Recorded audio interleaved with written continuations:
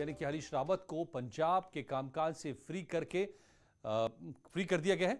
तो उम्मीद है कि अब कांग्रेस के इलेक्शन कैंपेन पर पूरी तरह जोर देंगे हरीश रावत। और अब बीजेपी की बात करते हैं तो आपदा से निपटने के बाद उत्तराखंड बीजेपी अब एक बार फिर अपने चुनावी अभियान को धार देने जा रही है। इसके तहत बीजेपी अब केंद्र के से नियुक्त चारों प्रदेश और चुनाव सह प्रभारियों को विधानसभा क्षेत्रों में भेजने जा रही है। देखिए ये रिपोर्ट।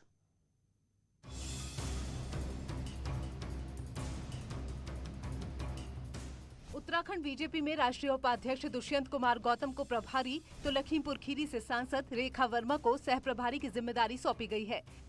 इस बीच पार्टी ने केंद्रीय मंत्री प्रहलाद जोशी को चुनाव प्रभारी बनाने के साथ ही राष्ट्रीय प्रवक्ता सरदार आरपी सिंह और वेस्ट बंगाल से सांसद लोकेट चटर्जी को चुनाव सह प्रभारी बनाकर उत्तराखंड भेजा है। बीजेपी ने अब जातिगत और क्षेत्रीय समीकरणों को साधते हुए चारों प्रभारियों को सभी 70 विधानसभाओं की जिम्मेदारी सौंप दी है। प्रभारी विधानसभा क्षेत्रों में जाकर पार्टी वर्कर्स को एक्टिवेट करने के साथ ही चुनावी माहौल की थाह लेने का काम करेंगे। कार्यकर्ताओं को नई ऊर्जा के साथ शक्ति केंद्र स्तर पर, बूथ स्तर पर काम करने के लिए प्रोत्साहित करेंगे और हर विधानसभा की बैठक करके उस विधानसभा को मजबूत करने के लिए जो भी काम होंगे वो सब वो काम करेंगे। इसके साथ ही बीजेपी सभी विधानसभा क्षेत्रों में प्रबुद्ध सम्मेलन आयोजित करने जा रही है।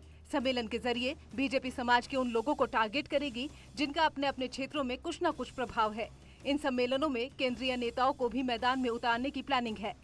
प्रबुद्ध सम्मेलन शुरू हो गए हैं, अभी हमारे पब्लिक के कार्यक्रम हमने शुरुआत कर दी है।